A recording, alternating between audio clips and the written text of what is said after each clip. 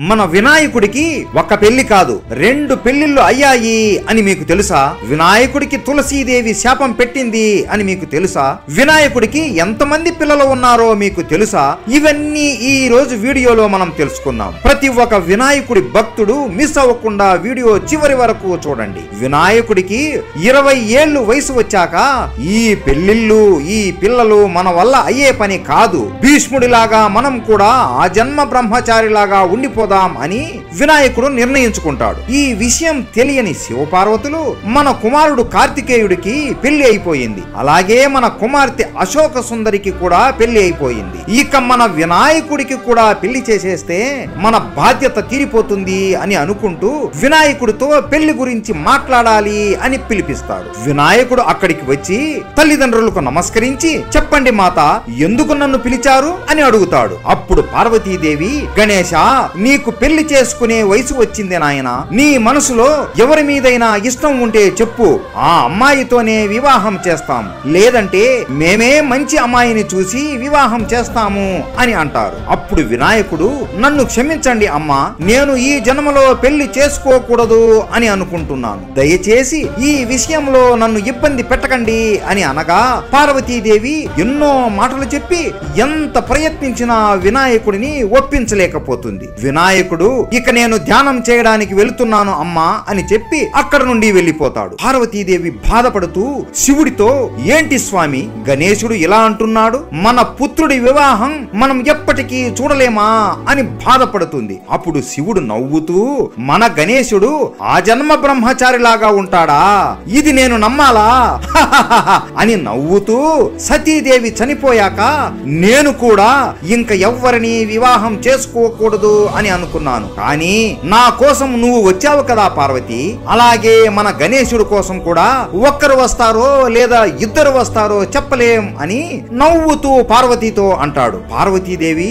మీరు అలా అనకండి స్వామి, ఇప్పుడు నన్ను ఎందుకు అలా ఆట పట్టిస్తున్నారు అని సిగ్గుపడుతూ అంటుంది. వినాయకుడు భూమి మీద ఒక దట్టమైన అడవిలో కూర్చొని ఓం నమో నారాయణ, ఓం నమో నారాయణ అంటూ తపస్సు చేస్తూ ఉంటాడు. అదే సమయంలో అటువైపుగా తులసీదేవి అడవి పువ్వుల కోసం వెళుతూ ఉంటుంది. తులసీదేవి గణేశుడిని చూడగానే ఒక్కసారిగా ప్రేమలో పడిపోతుంది. నేను పెళ్లి చేసుకుంటే ఈ స్వామినే చేసుకోవాలి అని మనసులో అనుకుంటుంది. తులసీదేవి సిగ్గుపడుతూ గణేశుడిని ఎంత పిలిచినా గణేశుడు ధ్యానము నుండి బయటికి రాడు. ఆమె గాజులతో విపరీతమైన శబ్దాలు చేయగా ఆ శబ్దాలకి గణేశుడు ధ్యానము నుండి బయటికి వస్తాడు. గణేశుడికి చాలా కోపం వస్తుంది. ఎందుకు అమ్మాయి నన్ను ఇంతగా విసిగిస్తున్నావు?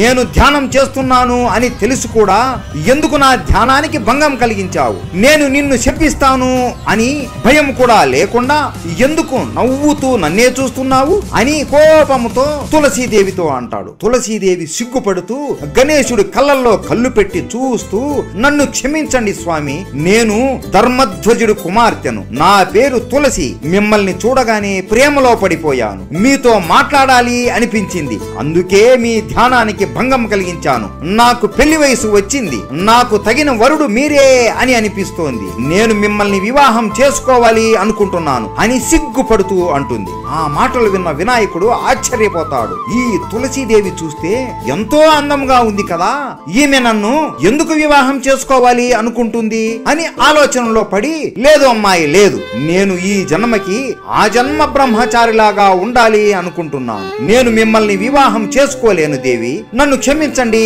అని తులసీదేవితో అంటాడు. ఆ మాట వినగానే ఆమెకి ఎంతో బాధ వేస్తుంది. ఆమె మనసు విరిగిపోయినట్లు అయిపోతుంది. కళ్ళలో నుండి నీరు ఆగకుండా వస్తూనే ఉంటాయి. ఆమె దుఃఖంతో గట్టిగా ఏడుస్తూ కోపముతో, మీరు నన్ను వద్దు అనుకుంటున్నారా?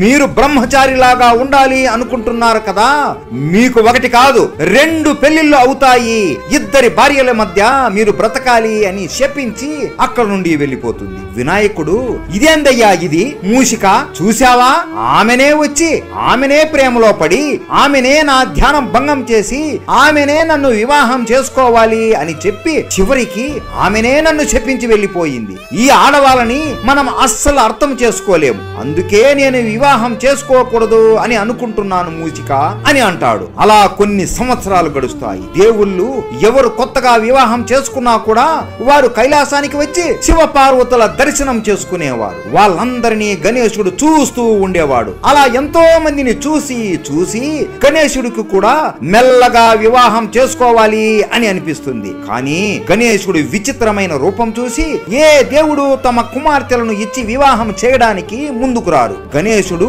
ఏ అమ్మాయితోనైనా మాట్లాడడానికి వెళ్ళినా కూడా వారు గణేశుడు రూపాన్ని చూసి భయపడిపోయేవాళ్ళు. అప్పుడు గణేశుడు, ఏంటి మూసికమా ఇది, పెళ్లి వద్దురా అన్నప్పుడేమో ప్రతి ఒక్కరూ మీద మీద పడ్డారు, ఇప్పుడు నాకు పెళ్లి కావాలిరా బాబోయ్ అంటున్నా కూడా ఒక్కరు కూడా దొరకట్లేదు అని బాధపడతాడు. కొంతకాలానికి ఆ బాధ కాస్త కోపంగా మారిపోతుంది. గణేశుడు ఒక పథకం వేస్తాడు. మూసికమా, ఈ రోజు నుండి ఈ దేవలోకంలో కొత్తగా ఎవరు పెళ్లి చేసుకోవాలా అని అనుకున్నా కూడా వాళ్ళ పెళ్లిళ్ళు మనం చెడగొట్టాలి అని పథకం వేస్తాడు. అప్పటి నుండి దేవలోకంలో ఎవరి వివాహం జరిగినా కూడా మూసికుడు అక్కడికి వెళ్లి ఆ పెళ్లిళ్లలో గుంతలు తవ్వుతూ ఆ పెళ్లి మండపాలని కూల్చేసేవాడు. అలా అప్పటి నుండి దేవలోకంలో ఒక్క పెళ్లి కూడా అవ్వదు. అప్పుడు దేవతలు అందరూ కలిసి బ్రహ్మదేవుడి దగ్గరికి వెళ్లి వాళ్ళ సమస్యలు చెప్తారు. బ్రహ్మదేవుడు నవ్వుతూ, ఈ గణేశుడు భలే చిలిపి పనులు చేస్తూ ఉంటాడే, ఇలాంటి వాడే నాకు అల్లుడు కావాలి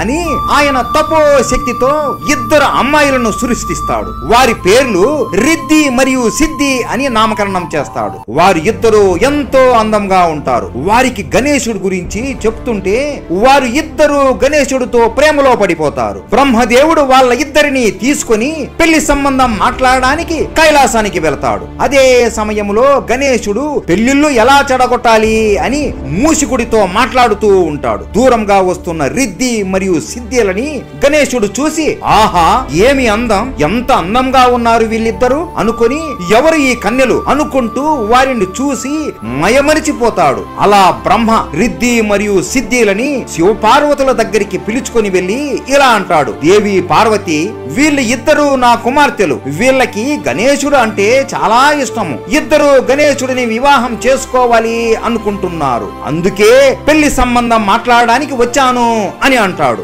ఆ మాట వినగానే పార్వతీదేవి నవ్వుతూ ఆనందంతో, మా గణేశుడు ఆ జన్మ బ్రహ్మచారిలాగా ఉండాలి అనుకుంటున్నాడే, మరి ఇప్పుడు ఎలా అబ్బా, వీళ్ళేమో ఎంతో అందంగా ఉన్నారు, ఈ విషయం గణేశుడికి తెలిస్తే అస్సలు ఒప్పుకోడు అని అంటుంది. గణేశుడు ఇది వింటూ, అయ్యో అమ్మ నా కొంప ముంచేలాగా ఉంది అని వెంటనే అక్కడికి వస్తాడు. అప్పుడు రిద్ది మరియు సిద్ధి గణేశుడిని చూసి మొదటి చూపులోనే ప్రేమలో పడిపోతారు. గణేశుడు కూడా వాళ్ళని దగ్గరగా చూసి ఇంకా ఎక్కువగా ప్రేమలో పడిపోతాడు. గణేశుడు, అమ్మా నాకు పెళ్లి చేసుకోవాలి అని లేదు, కానీ ఇక నువ్వు బాధపడడం నాకు ఇష్టం లేదు, నేను నీ బాధని అస్సలు చూడలేను అమ్మా, సరేలే నీ కోసం నేను పెళ్లి చేసుకుంటాను అని అంటాడు. పార్వతీదేవి మనసులో నవ్వుకుంటూ, సరేలే నాయనా నా కోసమే చేసుకో అని అంటుంది. గణేశుడు, కానీ నాకు ఒక షరతు ఉంది, నేను అడిగే ప్రశ్నలకి వీళ్ళు ఇద్దరు సమాధానం చెబితే వీళ్ళని నేను వివాహం చేసుకుంటాను అని అంటాడు. బ్రహ్మ, సరే గణేశ, నా కుమార్తెలకు నా అంత జ్ఞానం ఉంది, నీకు ఇష్టం వచ్చిన ప్రశ్నలు అడుగు అని అంటాడు. గణేశుడు, రిద్ది మరియు సిద్ధి, మీరు వెళ్ళి ఇక్కడ ఏది అయితే అత్యంత గొప్ప స్థలం అనిపిస్తుందో అక్కడికి వెళ్ళి కూర్చోండి అని అంటాడు. వెళ్ళి శివ పార్వతుల కాళ్ళ వద్ద కూర్చుంటారు. అది చూసి గణేశుడికి మనసు కరిగిపోతుంది. ఇప్పుడు నేను చాలా ప్రశ్నలు వేస్తాను, కానీ ప్రతి ప్రశ్నకి సమాధానం ఒక్కటే ఉంటుంది, చెప్పండి చూద్దాం అని. మొదటి ప్రశ్న, పరబ్రహ్మ కన్నా గొప్పవారు ఎవరు? రెండవ ప్రశ్న, పాపము కన్నా చెడ్డది ఏది? మూడవ ప్రశ్న, పేదవాడి దగ్గర ఏముంటుంది? నాలుగవ ప్రశ్న, భక్తుడు భగవంతుడికి సేవ చేసుకోవడం కంటే గొప్ప భాగ్యం ఏముంటుంది? ఐదవ ప్రశ్న, భగవంతుడు భక్తుడి దగ్గర నుండి ఏం ఆశిస్తాడు? నేను అడిగిన ఈ 5 ప్రశ్నలకి జవాబు ఒక్కటే, అది ఏంటో మీరు చెబితే నేను మిమ్మల్ని వివాహం చేసుకుంటాను అని అంటాడు. అప్పుడు మూసికుడు, ఇన్ని వేరు వేరు ప్రశ్నలకి జవాబు ఒక్కటే ఎలా అవుతుంది స్వామి, నాకు అయితే అర్థం అవ్వట్లేదులే అని అంటాడు. కానీ రిద్ది మరియు సిద్ధి మాత్రం నవ్వుతూ, పరబ్రహ్మ కన్నా గొప్పది ఏదీ లేదు, పాపం కన్నా చెడ్డది ఏదీ లేదు. పేదవాడి దగ్గర ఏదీ ఉండదు. భగవంతుడు భక్తుడి దగ్గర నుండి ఏదీ ఆశించడు. మీరు అడిగిన ప్రతి ప్రశ్నకి జవాబు ఇది అని సమాధానం చెబుతారు. అది విని గణేశుడికి వారి మీద ప్రేమ మరియు గౌరవం పెరిగిపోతుంది. అలా గణేశుడికి తులసీదేవి శాపం పెట్టినట్లే బ్రహ్మదేవుడి కుమార్తెలైన రిద్ధి మరియు సిద్ధిలతో వివాహం జరుగుతుంది. ఆ వివాహం ఎంతో ఘనంగా ఉంటుంది. మొత్తం దేవతలు అందరూ ఆ వివాహానికి వస్తారు. కొంతమంది వివాహం చూడడానికి వస్తే ఇంకొంతమంది అమ్మయ్య ఇకనైనా మనం ఏ ప్రమాదం లేకుండా వివాహం చేసుకోవచ్చు అని చూడటానికి వస్తారు. శివపార్వతులు ఇద్దరు ఆ పెళ్లిలో ఆనందంతో నాట్యం కూడా చేస్తారు. బ్రహ్మచారిలాగా ఉంటాడు అని బాధపడుతున్న వారికి గణేశుడి పెళ్లి చూసి ఎంతో ఆనందం వేస్తుంది. అబ్బా మన గణేశుడి వివాహం మామూలుగా ఉండదు. అలా కొన్ని సంవత్సరాలకి గణేశుడికి శుభ్ మరియు లాబ్ అనే ఇద్దరు కుమారులు కలుగుతారు. అలా మన గణేశుడికి 2 పెళ్లిళ్ళు అయి 2 కుమారులు కూడా జన్మిస్తారు. ఈ గణేశ చతుర్థికి ప్రతి ఒక్కరికి ఈ వీడియో షేర్ చేయండి. ఈ విషయం గురించి చాలా మందికి తెలియదు. మన దేవుళ్ళ గురించి మనం చెప్పకపోతే ఇంకెవరు చెబుతారు చెప్పండి. అందరికీ ఈ వీడియో నచ్చింది అని భావిస్తున్నాము. గణేశుడు అంటే మీకు ఇష్టం ఉంటే గణపతి పప్ప మోరియా అని కామెంట్ చేయండి.